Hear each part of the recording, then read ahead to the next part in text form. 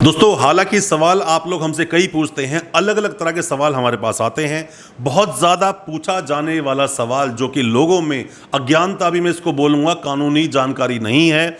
जो अक्सर क्या करते हैं, इंतज़ार करते हैं बेल लगाने का। मतलब कि वो ऐसा सोचते हैं कि अभी हमने सेशन में बेल लगाई और अगर डिसमिस हो गई तो आगे हम सेशन में बेल नहीं लगा सकते, या हाई कोर्ट चले गए तो दोबारा हम हाई कोर्ट नहीं आ सकते। ऐसे कई सारे सवाल हैं। दोस्तों बेल लेना आपका अधिकार है, क्योंकि जो भी कोई केस हुआ उस केस में जिसमें अरेस्ट कर लिया गया, जेल भेज दिया गया किसी भी आपके परिजन, दोस्त या परिवार के सदस्य को, उसको बेल मिलना अधिकार है ताकि फेयर ट्रायल चल सके और ट्रायल के बाद डिसाइड हो कि वो जो एक्यूज है वो उस केस में एक्विटल होगा उनका, उस केस में जो केस उन पर चल रहा है उस केस से उनको पूरी तरह से डिसमिस किया जाएगा। जो उनके ऊपर वो केस चल रहा है, जिसके ऊपर वो जेल के अंदर हैं, उसके अंदर वो बरी होंगे या फिर उसके अंदर उनको कन्विक्ट किया जाएगा। वो डिपेंड करता है बेल लेने के बाद जो ट्रायल चलता है। बट सीरियस ऑफेंसेस जिसमें साफ साफ दिखता है वो ऑफेंस किया गया है, उसमें थोड़ा बेल लेना मुश्किल हो जाता है। बट बेल आप कब कब फाइल कर पाएंगे, कब कब बेल लगा पाएंगे, उसके ऊपर आज हम बात करेंगे अपने इस वीडियो में। ज्यादा कुछ जानने के लिए दोस्तों बने रहिए हमारे इस वीडियो के साथ।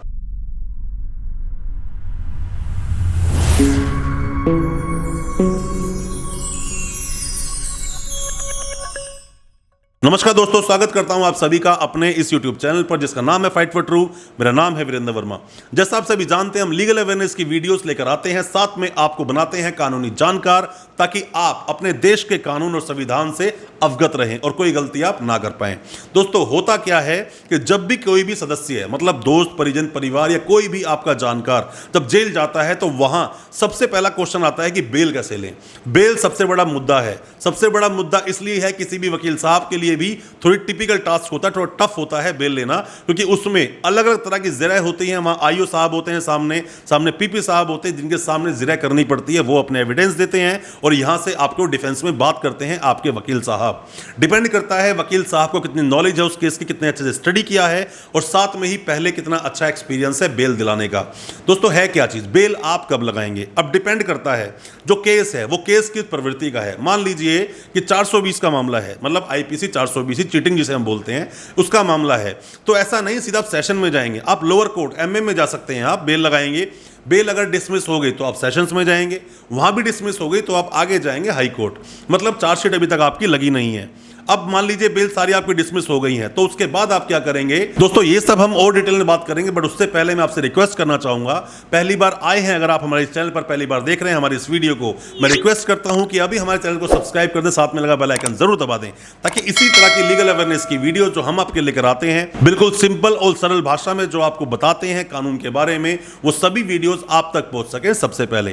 दोस्तों चार्जशीट लगने के बाद फिर से आपके ग्राउंड फ्रेश बन जाते हैं, मतलब कि चार्जशीट के आधार पर फिर से आप एमएमए बेल लगा सकते हैं, सेशन लगा सकते हैं, हाई कोर्ट लगा सकते हैं। बट चार्जशीट लगने के बाद आसानी से बेल मिल जाती है, क्योंकि सारी जो इन्वेस्टिगेशन है, जो भी इन्वेस्टिगेशन की है आईओ साहब ने, सब उसमें लिखा होता है। उसके बाद इन्वेस्टिगेशन करने का या किसी भी तरह का जेल में रखने का उस एक्यूज को पर्पस फुलफिल नहीं होता है। ऐसे कई सारी बातें होती हैं जो आपके वकील साहब रखते हैं कोर्ट में, मतलब कि उसमें डिस्कस करते हैं। बट ऐसा नहीं है, मान लीजिए चार्जशीट के बाद भी आपने बेल लगाई, आपने एमएमए, सेशन और हाई कोर्ट, फिर भी बेल डिसमिस हो गई, तो ऐसा नहीं है कि आप बेल नहीं लगा सकते, आप बेल बिल्कुल लगा सकते हैं। दोस्तों जब भी कभी आप बेल लगाते हैं तो बेल की जो सीआरपीसी में सेक्शंस में बेल लगाई जाती है, आप लगाओगे 437 ऑफ सीआरपीसी में, जो आप लगाओगे एमएमए बेल, मतलब कि जो आपके वकील साहब बेल लगाते हैं, ये सीआरपीसी का वो सेक्शन है। मान लीजिए कोई इंसान एब्सकॉन्ड है, या फिर मान लीजिए एब्सकॉन्ड नहीं बोलूंगा मैं इसको, उस केस से बचना चाहता है, या उसने वो केस किया नहीं है, उसने गलती की नहीं है, अभी वो बेल बिफोर अरेस्ट लेना चाहता है, मतलब कि बाहर से बाहर बेल लेना चाहता है, तो वो लगती है 438 सीआरपीसी में, जो कि एंटीसिपेटरी बेल कहलाती है। और साथ में ही आप सेशन कोर्ट लगाओ या फिर आप हाई कोर्ट लगाओ, तो उसके अंदर आप लगाओगे 439 439 ऑफ सीआरपीसी में, ताकि जो ये प्रावधान है, मतलब जो सिस्टम है बेल लगाने का, वो इन सीआरपीसी में बेल लगाई जाती है। जो भी कोई अभी प्रैक्टिस शुरुआत कर रहे हैं अपने, कोई भी वकील साहब या फिर जिसने अभी अभी कानूनी नॉलेज लेना शुरू की है, उनको पता होना चाहिए किन सीआरपीसी के सेक्शंस में और किन आईपीसी के सेक्शंस में ये सब चीजें चलती हैं। दोस्तों अगर मान लीजिए महीना बीत गया, 1.5 महीना 2 महीना बीत गया, तो एक टाइम मतलब कि बेल लगाने के बाद जो टाइम और लगा, वो टाइम जो वक्त और गुजारा उसने जेल में, वो भी आपका ग्राउंड है। मतलब इतना टाइम और हो गया है तो बेल दी जाए।